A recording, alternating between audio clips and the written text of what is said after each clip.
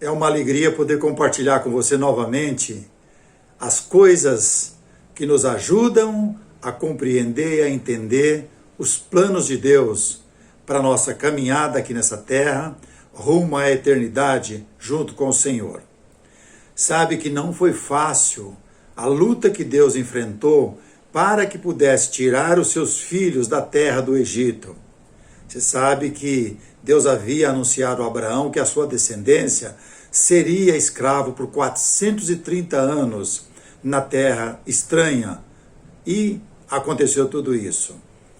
Os israelitas se tornaram escravos no Egito por 430 anos nas mãos do faraó, homem duro, uma nação bastante ruim, que fez com que o povo ficasse fazendo trabalho forçado, ficasse escravo por 430 anos, E sabe que Deus levanta Moisés e Arão para ir, libertar esse povo.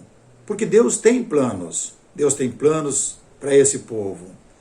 E durante um período longo, Deus batalhou através do seu mensageiro, que era Moisés e Arão, para que pudesse convencer Faraó a deixar o povo de Deus embora, os israelitas. E a primeira conversa que Faraó tem com Abraão e Moisés não foi boa. Foi uma conversa dura. Então, quando chega os dois servos de Deus, Moisés e Arão, para conversar com ele, veja na sua Bíblia, capítulo 5 de Êxodo. Você vai ver que não foi fácil essa luta. E ele começa bem assim no capítulo 5, do versículo 1, do livro de Êxodo. Depois foram Moisés e Arão e disseram a Faraó: assim diz o Senhor Deus de Israel, deixai ir meu povo, para que me celebre uma festa no deserto. Respondeu Faraó: quem é o Senhor para que eu ouça a sua voz e deixe ir a Israel? Não conheço o Senhor, nem tampouco deixarei ir a Israel. Então, disse que não vai deixar. Então a gente percebe como o povo está preso a essa maldade, porque trabalhavam de graça, eram escravos. E a gente percebe que essa luta vai permanecer. Moisés continua conversando com ele: olha, eu preciso, porque a caminhada vai ser de 3 dias até chegar do outro lado, até atravessar o Mar Vermelho. É uma caminhada de 3 dias, uma jornada com todo aquele povo. Faraó, meio irritado e bravo, ainda volta e fala com eles, no versículo 6 e 7.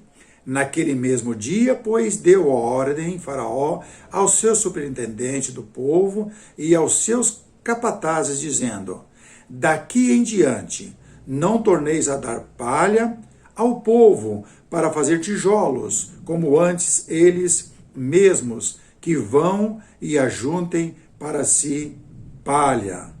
Exigiu deles trabalho dobrado e ainda falou: eu quero que continue sendo a mesma produção. Que coração duro que tem Faraó! Mas os dois servos do Senhor, Moisés e Arão, não vão desistir, porque esse é o recado do Senhor. E Deus fala com eles: olha, eu sou Deus de Isaac, de Jacó, o Deus de Abraão. E Deus não vai aparecer para todas as pessoas que querem. Deus vai fazer os seus planos e vai traçar os seus planos. É assim em nossas vidas. Talvez você hoje fique procurando ver quem é Deus, querer qualquer coisa. Deus não vai fazer isso. Deus, ele é espírito e ele age espiritualmente. Devemos ter sabedoria, paciência para continuar na nossa caminhada aqui nos anos que Deus tem nos dado. Ainda no mesmo livro, no capítulo 6, no versículo 2 a 4, olha a conversa mais que Deus fala. Falou mais, Deus a Moisés e lhe disse: eu sou o Senhor. Apareci a Abraão, a Isaac, a Jacó, como Deus Todo-Poderoso, mas pelo meu nome o Senhor não lhes foi conhecido. Também estabeleci a minha aliança com eles, para dar-lhes a terra de Canaã, a terra em que habitaram como peregrinos. Deus está confirmando e falando para Moisés, a minha aliança que eu fiz, eu vou cumprir. Agora cabe a obediência de vocês.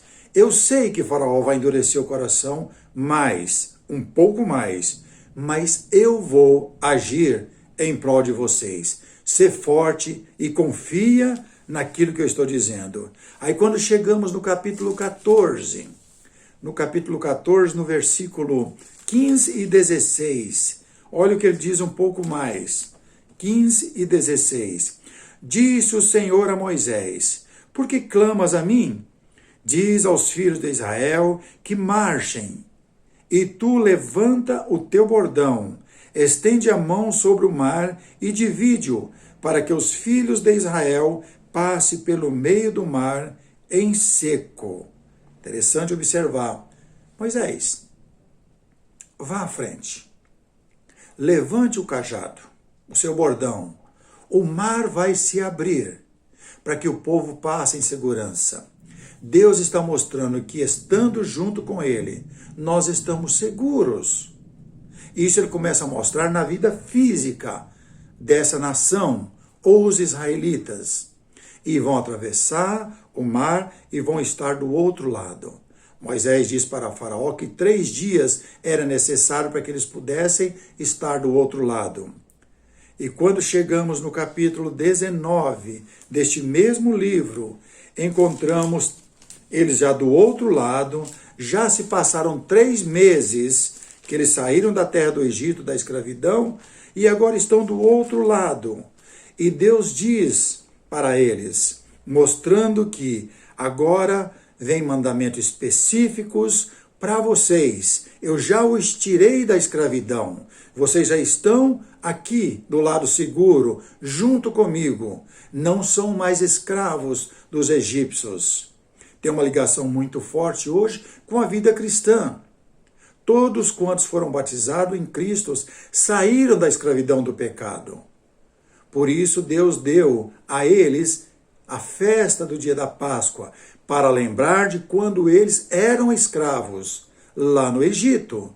Também hoje, quando celebramos a Santa Ceia do Senhor, no primeiro dia da semana, como Jesus nos instruiu, também estamos lembrando que éramos escravos do pecado e fomos lavados com águas do batismo e nos tornamos puros para estar perto de Deus, do mesmo jeito que aconteceu com os egípcios. Passaram pelo Mar Vermelho e estão purificados do outro lado. Não quer dizer que não vão pecar. E vão pecar e vão cair. Mas quer dizer que eles estão seguros do outro lado já na presença de Deus. Por isso eles vão, daqui para frente, comemorar uma vez por ano a Páscoa, lembrando nas gerações futuras que Deus um dia os tirou da terra da escravidão, das mãos, das garras de Faraó. Também lembramos hoje, quando celebramos a Santa Ceia, que éramos escravos e saímos das garras da escravidão do pecado. Grave bem isso em sua vida, E aqui, mais aparece de novo número 3, no versículo 1 do capítulo 19. No 3º mês da saída dos filhos de Israel da terra do Egito, no 1º dia desse mês, vieram ao deserto do Sinai. Estava em volta do Monte Sinai, que ainda existe até hoje na Arábia Saudita. E Deus fala para eles, olha, vocês vão ser para mim um povo de propriedade exclusiva, nação santa, sacerdócio, de um povo separado entre todas as nações. E agora Deus vai dar mandamentos específicos e entra a era da lei dada a Moisés para que pudesse cumprir os planos de Deus. Deus deu essa lei, não foi por causa do homem, é que Deus tem planos para trazer a salvação ao mundo. Por isso ele dá mandamento específico aos judeus que ele tirou da escravidão do Egito e os conduziu para fora, está levando para a terra prometida. Nós ainda estamos nessa jornada, estamos no deserto, Deus está conosco, mas ainda não chegamos na terra prometida. É muito rico e fabuloso entender essas coisas. Agora, com mandamentos específicos, Deus vai estar trazendo o Messias destes mandamentos específicos. Olha que fabuloso que é isso. Destes mandamentos específicos que Deus dá aos judeus, onde inclui várias leis, entre preceitos e mandamentos, são vários. Deus segura essa nação com um braço forte, mostrando que o pecado não é brincadeira, que ele vai dar o seu unigênito filho para poder vencer todos esses obstáculos do pecado, para que pudesse dar a garantia da salvação prometida. Tantas pessoas que esperam em Deus, que já passaram antes de nós, hoje está nos nossos dias. E se for da vontade de Deus, ainda vai durar um pouco mais. Mas através destes mandamentos específicos que Deus deu aos judeus, a partir do capítulo 20 de Êxodo, podemos observar que vai nascer o Messias, o Cristo, o ungido de Deus. E sabemos que não foi fácil também. Sabemos que foi uma luta muito grande. Quando começamos a estudar e ver o que Maria, quando estava com José, começou a sofrer ainda quando o menino Jesus estava no seu ventre, começou a ser perseguida. Por pouco não foi rejeitada por José, porque ela se achava grávida sem que José tivesse coabitado com ela. José secretamente queria sair durante a noite, ir embora e abandoná-la, mas o anjo do Senhor disse: José, não faça isso, porque o ente querido que está no seu útero é o fruto do Espírito Santo. Deus está gerando o seu filho para que pudesse ser o unigênito de Deus, que ia trazer o sacrifício que pudesse libertar todos quantos amam morar com Deus e quer morar com Deus. E assim começamos a ver que o plano de Deus vai se cumprindo. Chega o período, que Jesus vai nascer. Agora Jesus nasce e desde pequeno já começa a perseguição. Começa a tentar achar onde é que está o menino Jesus para que pudesse eliminá-lo. Não encontrando o menino Jesus, naquele período, o rei manda matar de 2 anos abaixo todas as crianças, pensando que o menino Jesus estivesse no meio. Mas José e Maria, guiado pelo anjo do Senhor, fugiu para o Egito. Vão demorar lá um tempo, depois tentam voltar de novo para Jerusalém, mas percebem que existe algumas ameaças. Eles vão para Nazaré, e lá Jesus vai crescer e depois vai voltar para Jerusalém. Por isso chamamos de Nazareno. Do Egito os tirei. Isaías já fala sobre esse assunto. E assim o menino Jesus cresce. No começo, ele era alguém especial, com uma sabedoria imensa, porque aos 12 anos de idade, ele estava discutindo no templo com as autoridades religiosas. E depois, por um período, ele não aparece na história, o menino Jesus, porque José faleceu bem cedo, e Jesus foi aquele que ajudou no sustento, trabalhando como carpinteiro. Por isso ele é apelidado também de o carpinteiro, ajudando na profissão que José tinha para sustentar os seus irmãos e as suas irmãs, e ajudar assim Maria naquele período.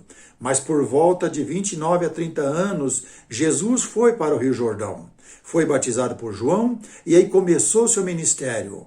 E mais uma vez aparece o número 3.